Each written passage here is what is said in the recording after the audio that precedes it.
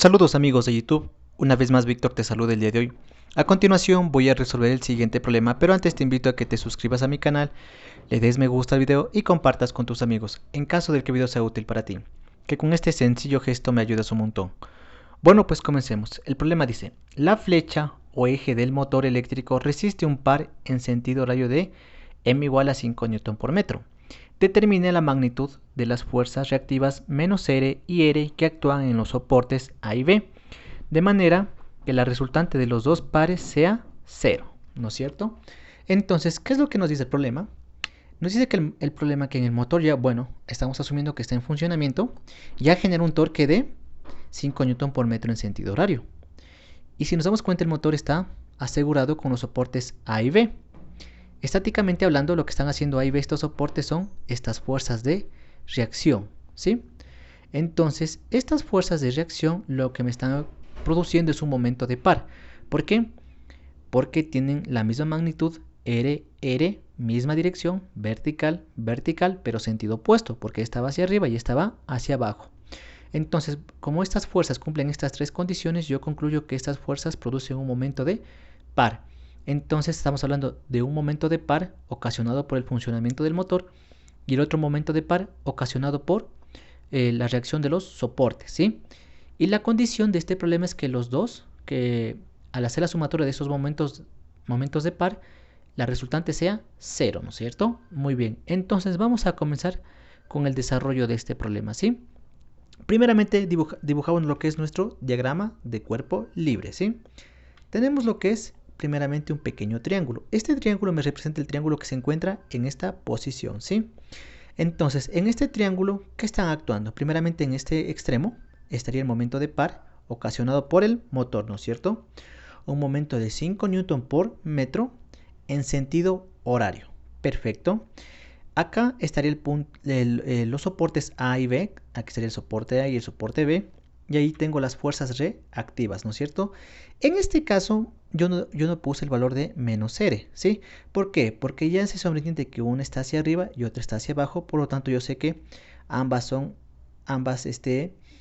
una es positiva y otra es negativa, ¿sí? Porque van en sentidos opuestos, ¿sí? Es por eso que no coloco el menos. Si ustedes quieren colocarlo, no hay ningún problema. Pero yo de preferencia no lo coloco, ¿sí? Entonces, como les dije anteriormente, hay dos momentos de par. El primero lo conozco, pero el segundo debo calcularlo. Además de la fuerza, yo necesito la distancia. ¿Qué distancia? La distancia perpendicular entre estas dos fuerzas. Y para ello me dan esta distancia y estos ángulos. Entonces, ¿qué tengo? Tengo la altura que es de 150 milímetros que va desde el centro del eje hacia el suelo. Y tengo estos dos ángulos de 60 grados y 60 grados, ¿no es cierto? Y yo necesito toda esta distancia que representa X. Pero además me da una línea vertical en este lado. Lo que me va a ayudar esta línea vertical es a dividir todo este triángulo en dos triángulos rectángulos. ¿Para qué? Para facilitar el cálculo, ¿sí? Entonces, esta base de aquí decidí llamarla, este lado de aquí, perdón, decidí llamarlo Y. Y si nos damos cuenta, estamos hablando de un triángulo equilátero. ¿Por qué? Porque me dan estos dos ángulos, 60 grados y 60 grados. Hablando de todo el triángulo completo, recuerden que cualquier triángulo, la suma de sus ángulos siempre debe dar 180. Si este vale 60 y este vale 60, el de acá debe valer 60, porque 60 por 3 da 180 grados, ¿sí?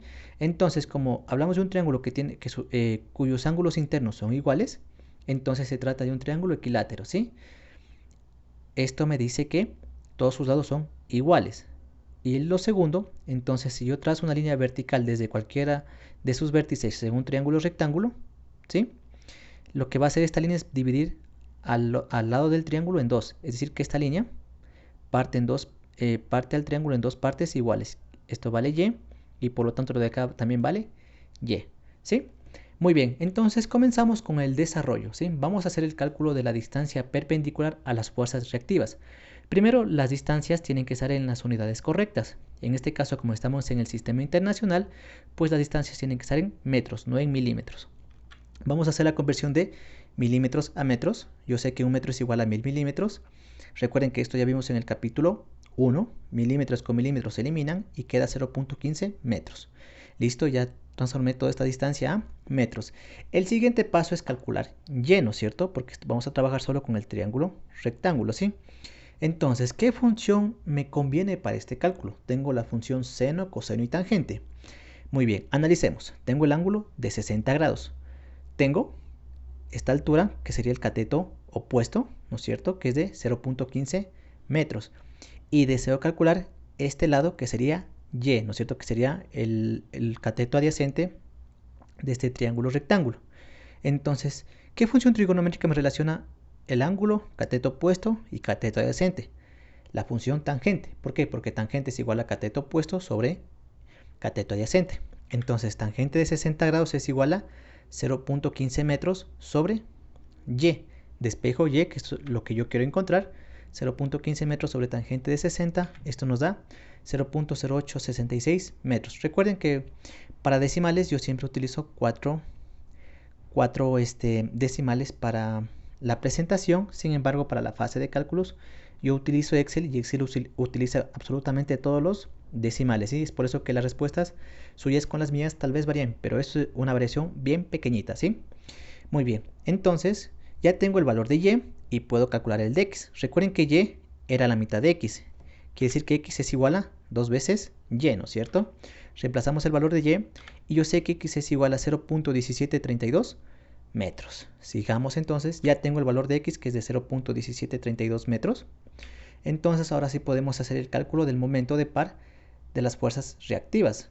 Bueno, no es el cálculo del momento, sino realmente vamos a hacer el cálculo de R, vamos a hacer el cálculo de las fuerzas reactivas, ¿sí? También del momento, obviamente, pero bueno, sigamos.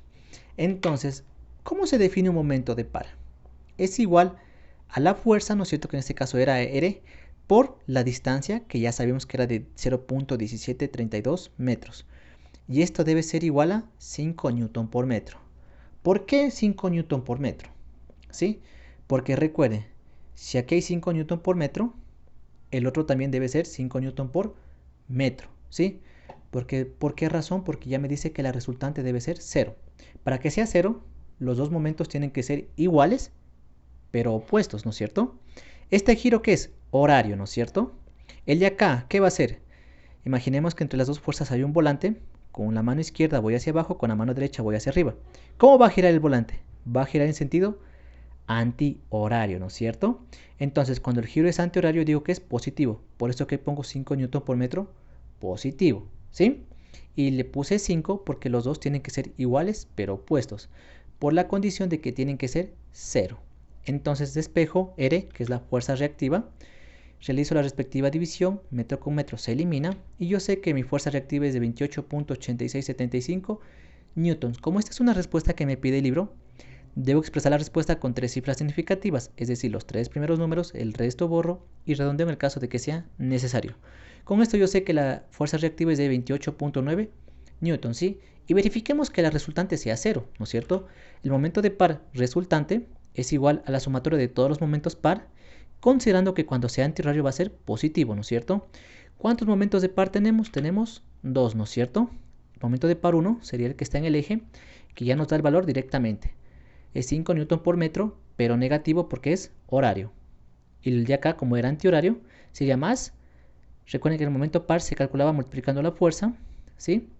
Recuerden que para la fase de cálculos siempre voy a utilizar el número con mayor cifras, con el mayor número de decimales, ¿no es cierto? Entonces aquí tengo la fuerza, que es newton.